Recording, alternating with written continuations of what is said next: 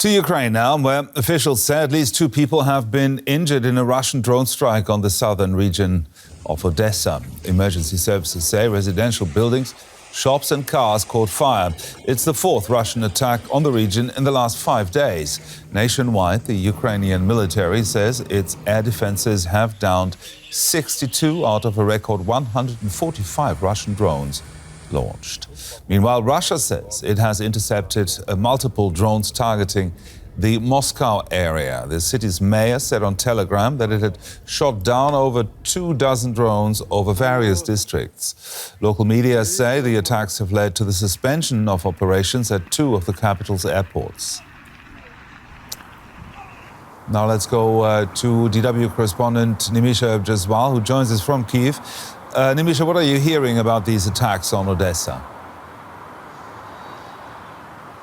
Well, Gerhard, it's been a rough week for Odessa. Nights full of air raid alerts all week long. We had personal property being damaged, 2 people being injured last night. 1 person was killed the previous night. But of course, these attacks in Odessa are part of a much larger campaign of drone attacks. Like you mentioned, the highest number of drones that have hit Ukraine, 145 in a single night. And this is a part of 3 continuous months of increasing drone attacks on Ukraine every single month. And this is also why President Zelenskyy last night in his address appealed once again to European partners to help Ukraine ramp up its air defenses at a time where it's coming under continual attack and also psychological warfare for Ukrainian residents, of course. Now, what has Kyiv said about its strikes on Russia?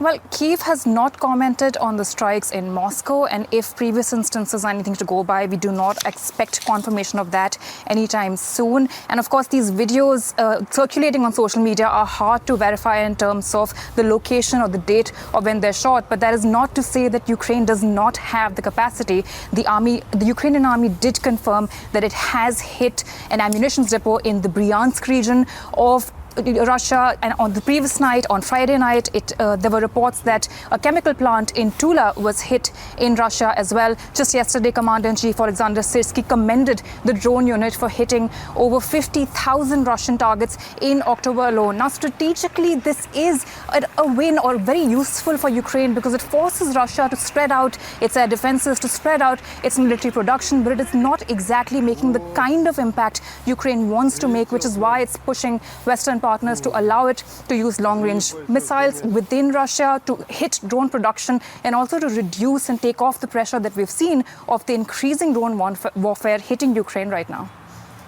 DW's Nimisha Jaiswal there, reporting from Kyiv. Thank you very much, Nimisha. Marina Miron is a military analyst with King's College London. She joins me now. Marina, good to see you again. Now, this weekend, we've seen a record number of drone attacks between Russia and Ukraine. What do you make of the timing?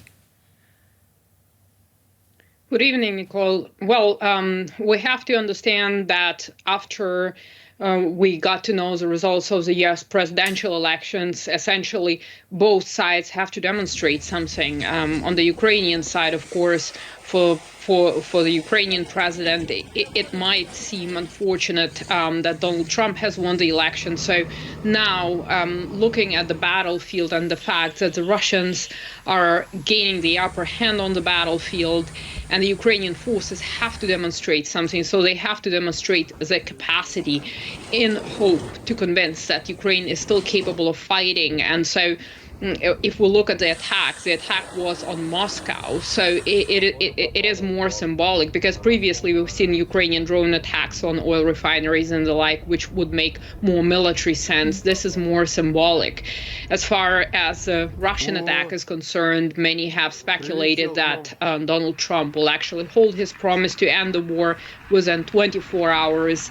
We're not seeing that. There is still uncertainty in terms of what his presidency might mean for the war in Ukraine. That being said, Russia is continuing the war, and the war aims for the Russians, they are expanding. So I think Odessa has been on Russia's radar for a long time, and the idea is to leave Ukraine landlocked, essentially. And so we see these attacks on Odessa, where the Russians are saying that there is military infrastructure, also military equipment that they're trying to destroy. So they're trying to erode the capability of the Ukrainian forces to resist the Russian advances. Mm-hmm. You say this is a symbol looking at the United States and what is happening there politically. Do you think the re-election of Donald Trump is likely to affect the military strategy in the short term in a more pronounced way?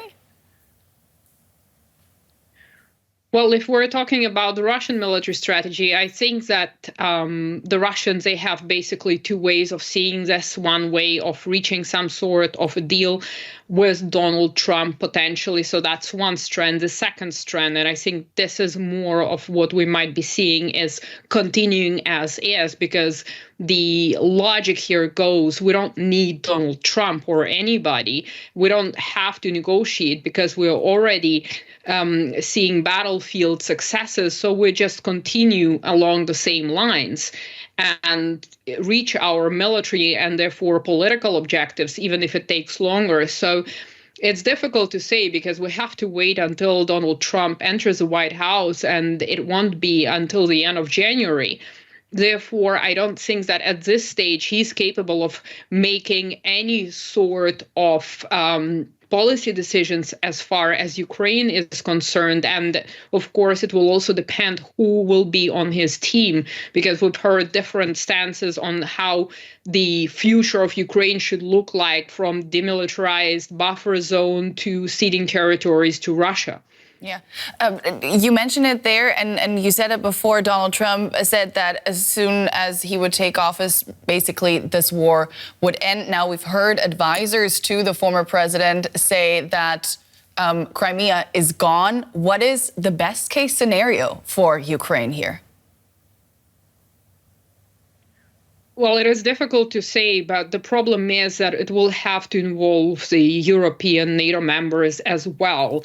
And so it will test the willingness of how much they are willing or capable of supporting Ukraine if the United States opts out. That's one. The second one is, obviously, Putin is not going to cede the territory that he's controlling right now in Ukraine.